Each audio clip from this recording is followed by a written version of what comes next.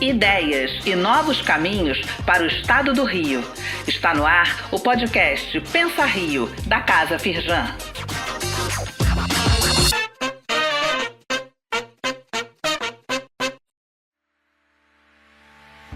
Observar o cenário mundial e o movimento dos blocos econômicos é uma atividade que deve estar na rotina dos empresários. É isso que o economista e nosso convidado de hoje, Paulo Rabelo de Castro, acredita. Com a experiência de já ter presidido o BNDES e o IBGE e de ser o fundador da RC Consultores, uma empresa especializada em análises da conjuntura político-econômica, o Paulo vai nos ajudar a entender o que tem acontecido no panorama global e os impactos disso no Brasil hoje. Também vai falar um pouquinho com a gente sobre como um olhar atento para os blocos econômicos pode ajudar os empresários a constituírem uma visão estruturante dos seus negócios e também a buscarem condições mais competitivas para as produções locais. Mas para a gente dar início ao nosso debate, eu passo a palavra para o José Luiz Alqueires, que é o presidente do Conselho Estratégico aqui da Casa Firjan, e também o curador do Pensa Rio, que sempre dá o tom e um contexto bastante aprofundado para as nossas discussões. Alqueires, a palavra está com você. Obrigado, Natane. Muito obrigado, Paulo, por abrir essa janela. Eu acho que, antes de mais nada, eu tenho que enfatizar que é um privilégio para nós da Firjan e de toda a nossa rede do Pensa Rio poder ouvir o Paulo, que, além de ser o mais completo dos grandes economistas brasileiros, ele olha a questão tanto pelo prisma da macroeconomia, como pelo prisma dos processos industriais, comerciais, do funcionamento do dia a dia, do crédito, do varejo, enfim, de todos os aspectos da cadeia dos negócios, mas não se limita a isso. Ele é um humanista no sentido amplo, um homem preocupado com a dimensão social e, especialmente, um homem que tem na cabeça um projeto para o Brasil. E isso é muito importante, porque ter na cabeça um projeto para o Brasil organiza a cabeça e organiza as prioridades daquilo que nós todos devemos nos preocupar, nós todos empresários. O empresário está se tornando talvez o mais completo profissional, quer dizer, aquele profissional que deve ter a formação mais completa. Ele tem que entender de economia, tem que entender de tecnologia, tem que entender de psicologia, tem que entender de filosofia. Por quê? Porque tudo se traduz no modo de funcionar, na mais bem-sucedida organização que o homem criou nos últimos 10 mil anos, desde que passou a desenvolver uma civilização, que é a empresa, uma unidade que junta pessoas com diferentes características, com um objetivo e que consegue, através da sua maturidade, dos avanços na legislação, aquilo que foi sempre o sonho do homem, o sonho anunciado por todas as religiões, que é a vida eterna. Nós perecemos, nós morremos. Após 100 anos, alguns 80, alguns mais cedo, outros mais tarde, mas o homem tem uma duração limitada, vai poder expandir um pouquinho com a tecnologia, mas as empresas não. As empresas, as pessoas jurídicas, contrariamente às pessoas físicas, têm seu capital diluído em ações, e nós temos no mundo 5.600 empresas com mais de 300 anos. Dessas 5.600, 3.600 são japonesas e coreanas. São estalagens, restaurantes, pequenas serralheiros, fazedores de faca, pessoas que têm como propósito levar aquele negócio e deixar os seus descendentes fazendo aquilo. Empresas maiores são raras as que passam de 200 anos, raríssimas. As que passam de 100 anos são em torno de 450, 500. Mas essas empresas, elas têm uma característica. Elas olham tanto para fora quanto para dentro. Então, hoje, nós vamos ter a possibilidade do Paulo nos trazer uma visão de mundo, que eu acho que é o primeiro ingrediente para esses empresários terem em mente e não desligarem a televisão quando falarem da guerra de Israel ou do problema entre o Irã, a Rússia e a Ucrânia. Enfim, tudo isso tem a ver com a nossa vida. E essa casa comum, que é o mundo, que é o nosso ambiente, nós temos que cuidar. Mas para dar essa primeira visão, Paulo, a quantas anda o nosso mundo? O nosso mundo, meu caro José Luiz Alqueres, anda quente e com tendência a chegar em ponto de ebulição. E é sobre isso que eu gostaria de falar, pelas consequências que isso tem em todas as nossas vidas, como cidadãos comuns, e também, principalmente, como empresários. Então, cumprimento muito efusivamente todos os que acompanham o Pensar Rio, e agradeço a apresentação muito gentil da Natane, só fazendo uma observação àquele currículo do sujeito que você apresentou aí. É que, antes de mais nada, ele é carioca. Carioca do Rio e depois do estado da Guanabara, que é um outro assunto que um outro dia a gente pode conversar sobre ele no Pensar Rio. E o Zé Luiz está rindo porque nós também lutamos muito por esse pensar carioca, por É, essa defesa do Rio como um local especial. E é por aí que começa a nossa história, que o Zé Luiz já antecipou, na medida em que ele nos faz uma narrativa de que, mesmo que a gente não se importa com o mundo importa para a gente. E é, importa muito, porque ele é ah, trazido para nós através de indicadores econômicos. A Tânia mencionou que a gente acompanha indicadores econômicos. Um deles é a taxa de juros. E se aumenta a incerteza, alguns governos, inclusive o americano, se defendem elevando a taxa de juros, porque pode haver uma tendência inflacionária, e uma tendência inflacionária decorrente de aumento de preços das commodities, que aqui repercutem também no Brasil intensamente através de algo que importa para todos os cariocas, todos os fluminenses, que é o custo de vida. Quando você entra no supermercado, você está submisso à conjuntura internacional e mundial sem saber. exatamente.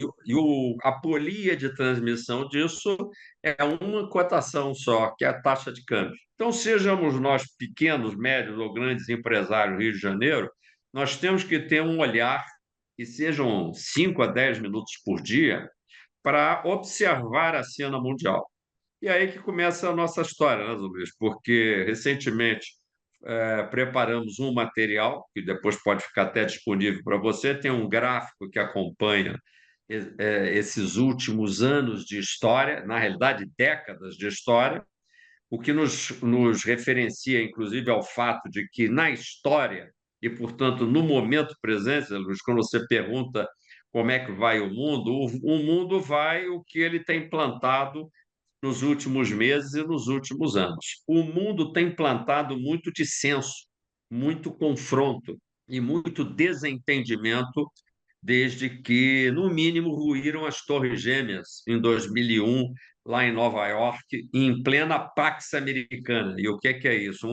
Uma paz americana, tendo em vista que a União Soviética já tinha se esfarelado, e voltado a ser apenas Rússia, e isso nos remete ao conflito atual entre Rússia e Ucrânia. A Ucrânia era um ex-satélite da grande União Soviética, e os Estados Unidos, de certa forma, nesse confronto anterior, que era a chamada Guerra Fria, um confronto entre dois mundos, acabou prevalecendo.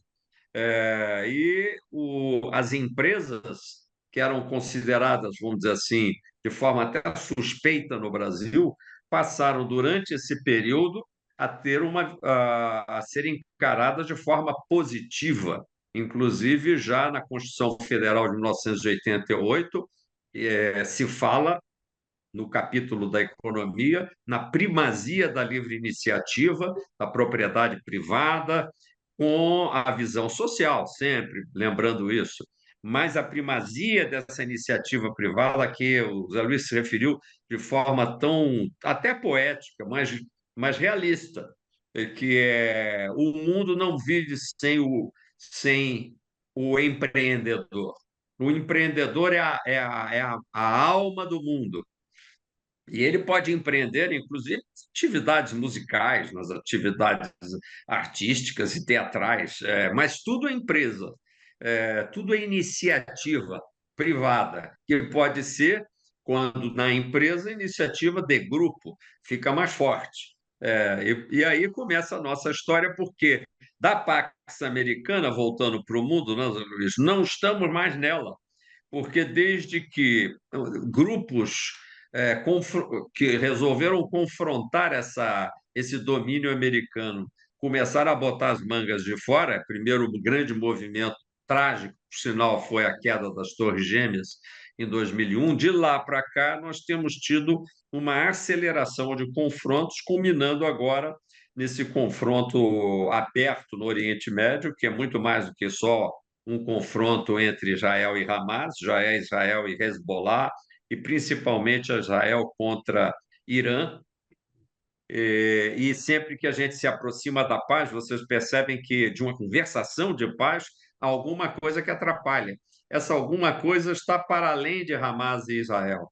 Está, vamos dizer assim, no espírito belicista que nos governa atualmente. E esse espírito belicista me fez cunhar uma palavra que é assim referida à Pax Americana, que já acabou e que estaria dando lugar a essa Pax Bélica, assim como material bélico, material de guerra. A Pax Bélica é uma paz armada, é uma paz guerreira, e que traz consequências para as empresas no Brasil, entre outras, eu vou dizer um palavrão em inglês, que é o chamado nearshoring, que é só para vocês pensarem, quando vocês imaginarem que isso é muito distante da minha realidade, nem tanto, porque, na medida em que há um aumento do conflito, há um aumento da percepção de necessidade de que os fornecimentos, ou pelo menos uma parte dos fornecimentos, e não só de materiais estratégicos, de coisas aparentemente quase banais, como eram as máscaras durante a pandemia, e que descobrimos que não tínhamos capacidade de produção imediata, porque tudo se importava, como outros materiais referidos à área médica da China, e tínhamos problemas de logística graves, estávamos no meio de uma epidemia, e cadê os produtores locais? Esses produtores locais somos nós que estamos conversando agora, nós temos que botar também as nossas mangas de fora. Nós temos que imaginar nos próximos meses e anos um aumento da demanda desse nearshore, quer dizer, a praia mais próxima. Nós somos a praia mais próxima do Brasil. Por quê? Nós estamos no próprio Brasil, de dimensões continentais.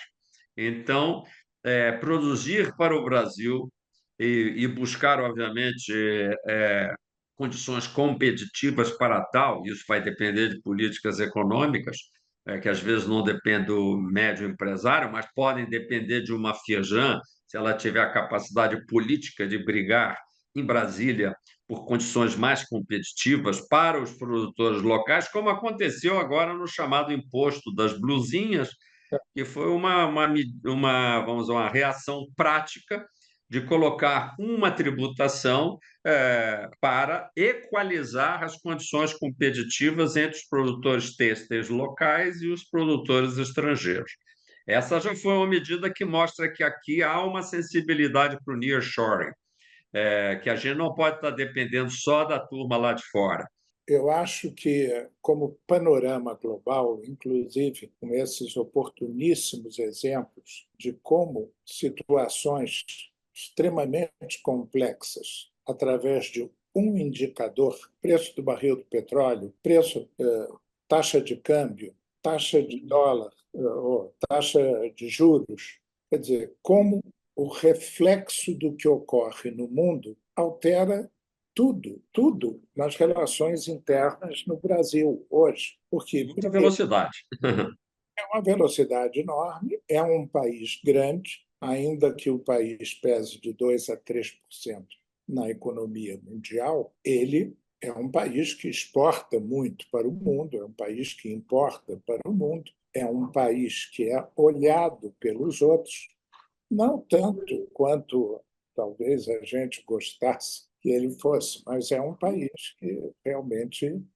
vamos dizer assim, tem um peso. Mas essa desarrumação do mundo, quer dizer, uma arrumação que está se aguentando em cima desse termo que você cunhou muito bem, a pax bélica, e é muito propriamente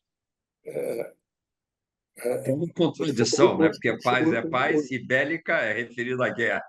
é, é uma coisa histórica, né? Um provérbio lá romano era "si vix pax para bellum", ou seja, se desejas a paz, Isso. prepare-se para a guerra. Isso o George Uhum. Kennan, que é um grande estrategista militar americano, que criou a política de contenção, quando os que viram o filme Oppenheimer têm isso claro, o Oppenheimer queria distribuir o segredo da bomba atômica para o mundo inteiro, porque ele achava que somente o compartilhamento comum de um segredo de autodestruição geral provocaria uma paz. O outro aspecto do mundo onde isso ocorre é uma coisa que o Paulo criou também, um termo, que é a localização do mundo. Eu me lembro que um número recente da revista Economist falava também The Gated World. Eu fazia um mapa assim do mundo e cada país cercado com uma cerca alta, arame farpado, metralhadoras, como se a gente voltasse para um momento que eu diria que acabou no final do século XIX, que era a tendência de cada um ser autossuficiente. Alguns ficaram ainda propagando isso, como a Rússia, como o Brasil, aqui, em alguns momentos. Isso também não me parece que seja o futuro, mas não há a menor dúvida, como o Paulo disse, que nós não podemos ficar aqui dependentes de importar máscaras da China e uma série de coisas que hoje o país importa, tendo escala, matérias-primas, não tem ainda as tecnologias, a competência, mas pode ter. Que eu acho que a nossa indústria, e talvez mesmo as nossas associações industriais, se descuidaram um pouco de entender o que é competição no mundo moderno. Investimento em educação, investimento em preparo. Você criou Exatamente. lá uma entidade em Mato Grosso para promover uma introdução à informática. Então, É. Paulo, se você pudesse também nos dar uma ideia da importância, houve há poucos dias uma reunião aí do Mercosul, fala-se desses acordos comerciais. Exatamente. Numa pegada curta, para os condutores de grandes blocos, e os dois maiores são China, a grande China, e os Estados Unidos, que hoje estão um pouco introvertidos, pensando só qual será o seu próximo líder idoso, É, e como é que vão se livrar dessa senectude política, não é? Mas isso é próprio das democracias, diferentemente de uma autocracia como é a chinesa. Mas são duas propostas que pretendem ainda dominar as mentes e corações do mundo, e é por isso que os chineses se apresentam tão bonzinhos, querendo ser um mundo, um apenas cordão comercial mundial, entendeu? Uma rota da seda que vai da China até a Europa e assim por diante. Óbvio que todos esses grandes países têm também grandes contribuições, mas a Europa, por exemplo, quer manter a sua própria personalidade e essa personalidade está aparecendo agora com a face militar, que é a OTAN.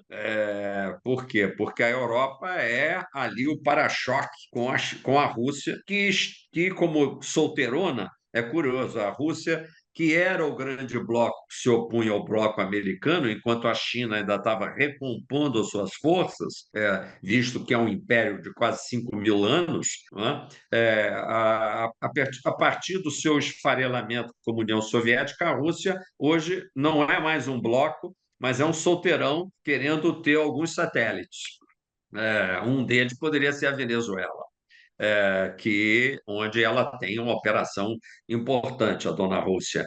Mas, de qualquer maneira, o que é importante para nós é sabermos, e vamos ter, abrigando aqui no Rio, uma próxima reunião do G20, as reuniões preliminares já vêm ocorrendo, não podemos desfazer da importância, e, aliás, importância tem o radical de importar, mais uma vez, vamos fazer um comércio de ideias, vamos importar o resto do mundo via G20, vamos acompanhar o que isso tem a nos dizer como empresárias e empresários.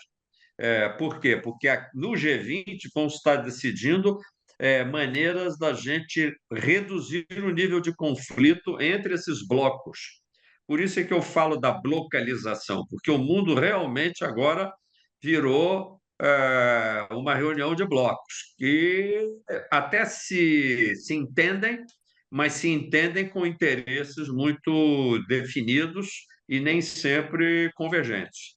O Brasil ele está um pouco que nem a solteirona Rússia.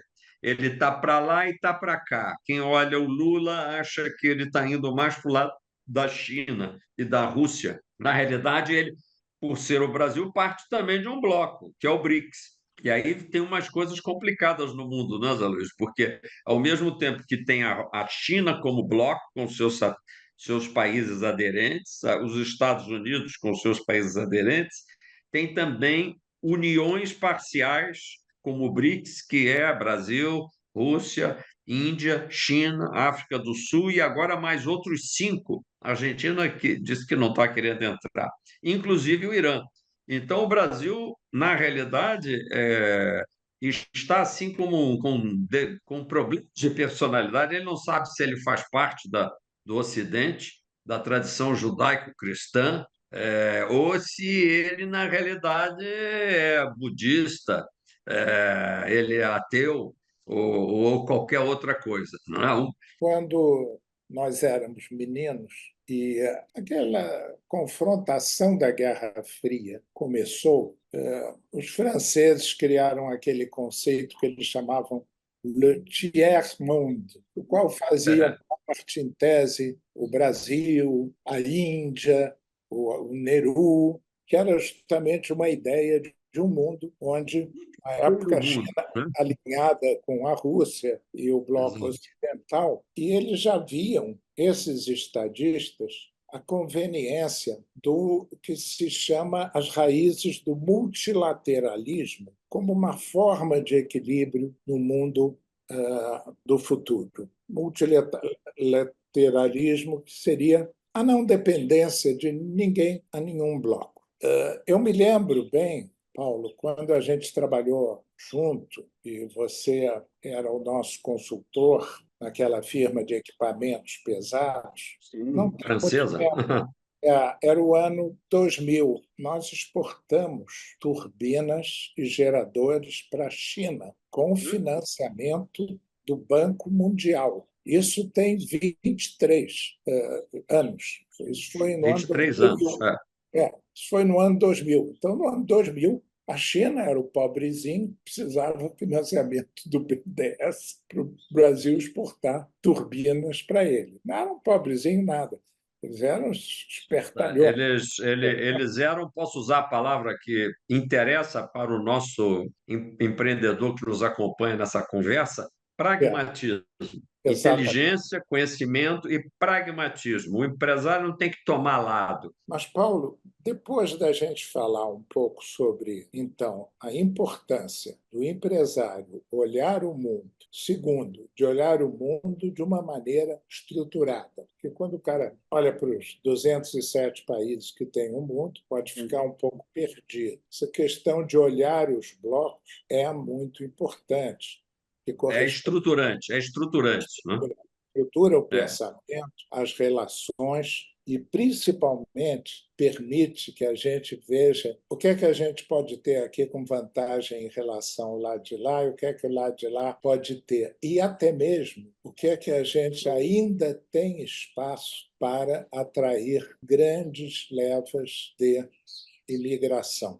Eu sou diretor conselheiro da Casa Stefan Zweig. Foi um romancista internacionalista, pacifista, autor de um belo manifesto sobre a unidade espiritual do mundo, que escreveu um livro chamado Brasil, um país do futuro. E todo mundo achava que o livro, porque aqui todo mundo cita o livro sem ler, né? Que achava que o livro chama-se Um País do Futuro porque o Brasil tem ouro, tem petróleo. Não. Ele achava que o Brasil é um país do futuro e dava como exemplo a cozinheira da casa dele. Ele era um europeu, imigrado, tinha lá os seus dólares e libras esterlinas que convertia todo mês, vivia, vamos dizer, confortavelmente, embora de uma maneira super discreta aqui em Petrópolis, mas vivia angustiado pela guerra, pelos problemas. E via a cozinheira preta que comia numa cuia de queijo Palmira, para quem sabe o que é isso, aquela cuia de alumínio. Vermelhinha. Tem aquele queijo fabricado ali na cidade de Santos Dumont, antiga Palmira, comia com a mão, passava o dia inteiro cantando e era uma pessoa de uma alegria de viver. E ele, tanto quanto observava, vivia numa sociedade muito tolerante à diversidade, a isso tudo. O Paulo, numa época, também há uns anos, se envolveu muito na questão da propriedade dos imóveis nas comunidades aqui da nossa cidade, do Rio de Janeiro, especialmente na comunidade do Cantagalo. Eu queria complementar aqui, só antes de fazer minha pergunta, eu só queria fazer uma observação. As pessoas aqui não estão nos enxergando hoje, estão só nos ouvindo, mas atrás do Paulo tem 2 quadrinhos e um deles está escrito: O Brasil tem jeito. E isso vai muito ao encontro. Isso vai muito ao encontro de uma frase que a gente defende muito aqui na Firjan, Paulo, que inclusive foi até amplamente divulgada no passado, através de uma campanha que é O Rio Tem Jeito. E com esse gancho, eu queria fazer a pergunta, então, já que o Alqueires me deu a deixa aí, desse livro que você escreveu, né, Paulo? Foi em 2012, O Galo Cantou, que é um livro que você trata, então, dessa experiência de regularização fundiária dos lotes e construções ali na favela do Cantagalo, né? Esse livro, inclusive, ganhou o Prêmio Jabuti na categoria de urbanismo. E aí, Paulo, eu queria te perguntar, assim, como é que você analisa esse cenário hoje, né? Você, há 12 anos, você escreveu esse livro, analisou esse ambiente lá. Que paralelo você faz entre antes e agora? Né? Especificamente nesse assunto, né, que é das construções, dos moradores das favelas aqui do Rio, enfim. Perfeito, Natânia. Como proposta pragmática, porque, como bem explicou o Zé Luiz, nós somos daquele que não gostamos de escrever um paper, embora respeitando e dando maior valor para aqueles acadêmicos que desenvolvem, vamos dizer, proposições teóricas para solucionar problemas práticos. No caso, a proposição de dar o acesso ao título de propriedade, não apenas direito de uso, direito de ocupação, mas chegar à matrícula no registro público de imóveis, tratando um lote, ainda que todo irregular, e para isso foi feito todo um levantamento geolocalizado na favela do Cantagalo, levado a cabo com arquitetos, mas pela participação dos próprios moradores. Então, do início ao fim, nós pragmaticamente fomos à comunidade, apresentamos a ideia de todo um trajeto, um percurso até a obtenção do título da propriedade, modificamos leis, aí, inclusive, o então vice-governador Pezão foi muito importante, porque havia em determinado trecho da favela que era por ser de propriedade pública, era necessário a desapropriação a doação por interesse social, e isso requeria uma mudança constitucional na Constituição do Estado do Rio de Janeiro, foi feito, e agora é uma obra incompleta porque ela, infelizmente, Natânia, não suscitou por parte do setor político o amor pela solução definitiva da questão da ocupação irregular. A ocupação irregular não é boa. E antes que a gente pense que nós somos propagandistas da irregularidade, pelo contrário, a proposição da titulação é a proposição da regularização, mas que é importante que o asfalto, eu diria, somos nós, e eu acho que 90% de quem nos ouve, né, nesse podcast, é a ideia de que nós não podemos, a partir de uma segmentação, nós e eles, o asfalto e o morro, não é? Que a gente ache que dali vai ocorrer uma solução. Na medida em que a gente dá o direito à propriedade, a polícia pode ir defender a propriedade, coisa que ela hoje não faz. Você pode chamar a ambulância. Há um processo de urbanização, ainda que respeitando todo o processo. Não há expulsão de ninguém, todos se tornam proprietários, só vai embora quem quiser, e certamente, se quiser vender, passando o título da propriedade à matrícula por um múltiplo do valor do que teve que pagar para a regularização, que normalmente é o custo da papelada. Então, na realidade, não só é uma dignificação, como é uma geração de valor, aí os economistas vão gostar da ideia de gerar valor onde você não tinha valor. E você tem também um efeito enorme, o Zé Luiz sabe muito bem, porque ele viveu na pele, de regularização dos serviços públicos. Hoje, quase que metade o fornecimento de energia elétrica é consumido sem pagamento pelos gatos.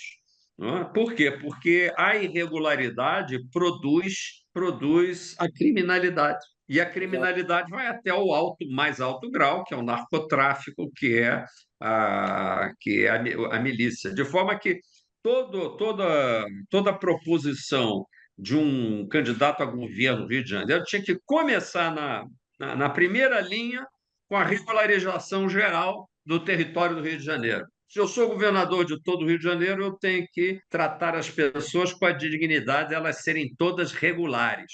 Isso não se obtém, óbvio, de um dia para o outro, tem que ter uma programação, invocando aí JK, que ele fez. Em 5 anos, ele tinha 30 metas e foi acompanhando as metas. Não chegou até o fim todas, mas ele pelo menos tinha um início, um meio e um fim a ser aferido. Bela ideia para o nosso empresário. Empresário que não tem plano de empresa, que não tem princípio, meio e fim, que não tem pragmatismo e que também não tem um pouco a ousadia desse sonho, ele então já não é mais um empreendedor. Na vida dos empresários, especialmente na literatura de administração de negócio americano, havia sempre a exaltação do doer, o fazedor, que faz as coisas. Depois, nos anos mais recentes, eles criaram a distinção do thinker, que é o pensador, muitas vezes o que faz o paper acadêmico só, e o doer, como dois tipos de gente, mas que precisavam se juntar, precisavam, vamos dizer, não só pensar, como implementar. Eu acho que o Paulo ele marca muito bem o que... Eu acabei de escrever um livro agora, Paulo, que chama-se Empresas Sábias. E o que eu proponho... Já estou na lista para receber os primeiros exemplares. Assim Sim, como o seu livro sobre a evolução da ciência no Ocidente, que é uma maravilha. mas, enfim, esse livro, então, eu proponho um novo tipo, que é o dreamer, o dreamer, thinker and doer, o sonhador, pensador e o fazedor. O Paulo, na última intervenção dele, ele falou a palavra sonho. Um livro sobre empresários brasileiros há pouco tempo atrás chamava até Sonho Grande, porque eu acho o seguinte, essa dimensão de imaginar, de acreditar que o Brasil tem jeito, que o Rio tem jeito, que é uma dimensão de sonho, mas não um sonho onírico, inconsequente. É aquele sonho que você acorda e fala, recebi uma mensagem, como é que eu vou implementar isso? E depois você corre atrás. Eu acho que o Paulo personifica isso muito bem, que é um arquétipo do empresário novo para o século XXI. Ele precisa estar antenado em todas essas dimensões, mas ter essa fé que a gente pode mudar a realidade, que quando a gente olha para o lado, às vezes a realidade nos impacta com tristeza. na sua pequenez, na sua ganância, e nos grandes momentos, grandes crises públicas, como agora no Rio Grande do Sul, quem está lá trabalhando na frente de levar condições para atenuar e mitigar o grande desastre é a classe empresarial. A classe empresarial e a população estão se dando as mãos no Rio Grande do Sul e estão conseguindo, vamos chamar assim, uma reabilitação de várias áreas. Naturalmente, o Estado tem que entrar, o Estado tem o papel dele, mas o bom empresário tem que ser um bom cidadão também. Você é o grande dreamer que eu conheci desde cedo, décadas, quando estivemos juntos em vários episódios empresariais. Alguém que sonhou o sistema elétrico brasileiro e que era, ao mesmo tempo, o CEO, portanto, o doer, mas que também era o thinker na medida em que propôs modificações, como, por exemplo, todo um cruzamento de ativos e passivos que destravou o sistema elétrico naquela época. Dá um exemplo do José Luiz Alqueires, simpático e aparentemente um homem modesto, mas eu gostaria de dizer um grande homem, uma grande pessoa humana e um extraordinário coração. Natane sabe disso, agradeço a ela, simpatia gaúcha, aí presente nos dirigindo. Com isso, eu concluo: o Brasil tem jeito e o Rio tem jeito, introduzindo no meio dessa confusão mundial a palavra inovação. Sempre nos confrontos mundiais, a saída, inclusive na guerra, é pela aceleração das inovações. Então, o empreendedor e faço um repto aqui a todos os que na área empresarial estão nos acompanhando. Já introduziram algum aplicativo de inteligência artificial, simples que seja, no seu dia a dia? Nem ouviu falar sobre isso? Chame o seu filho, chame a sua neta e peça a eles que baixe o aplicativo, você vai ficar maravilhado, porque é uma ferramenta que pode acelerar, por exemplo, o seu planejamento, o seu Excel de contas a receber, de contas a pagar, o seu fluxo de caixa, e, portanto, vai jogar você empreendedor no futuro. Portanto, tudo tem jeito. Quanto maior a confusão, o empresário pragmático e diversificado, com a cabeça no sonho dele, vai dizer: a confusão me ajuda, eu vou sair lá na frente. E por quê? Porque nós temos jeito. Agora, o Brasil, como eu disse aqui embaixo, dependeria de um PEC, de um plano de estabilização com crescimento, que no início do Plano Real nós lançamos, o Zé Luiz também sabe disso, que infelizmente nós ficamos só na estabilização, que aliás foi comemorada agora 30 anos de Plano Real. A turma ainda está estabilizando. Esse é que é o nosso drama. Quando é que a gente vai passar do do PEC, para o C do PEC, para o crescimento, e termos dirigentes que tenham um compromisso com uma taxa para crescer? É 3,5%? É 4%? São só 2%? Pode ser, estamos numa baita crise, mas então explica por quê. Ou explica por que não vai chegar lá.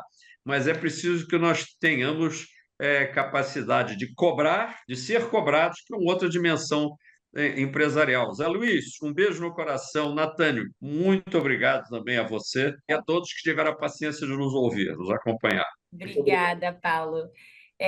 Não consigo encontrar uma outra forma melhor da gente encerrar esse episódio. A vida se renova, não é mesmo? E nada melhor do que a inovação como um pilar puxando isso, né? Então, queria agradecer, Paulo, muito obrigada. Alqueires, muito obrigada mais uma vez. Essa foi mais uma edição do Pensar Rio, com a participação, então, do economista Paulo Rabelo de Castro. Aqui no Pensar Rio, a gente sempre recebe perguntas, críticas e sugestões. Então, se você tem alguma sugestão de pauta para enviar, pode enviar para casafirjan@firjan.com.br com o assunto Pensa Rio, ou também acessar o nosso Instagram, @casafirjan, onde você pode conferir toda a agenda de conteúdos da casa e também as outras edições aqui do nosso podcast. Muito obrigada e até a próxima edição.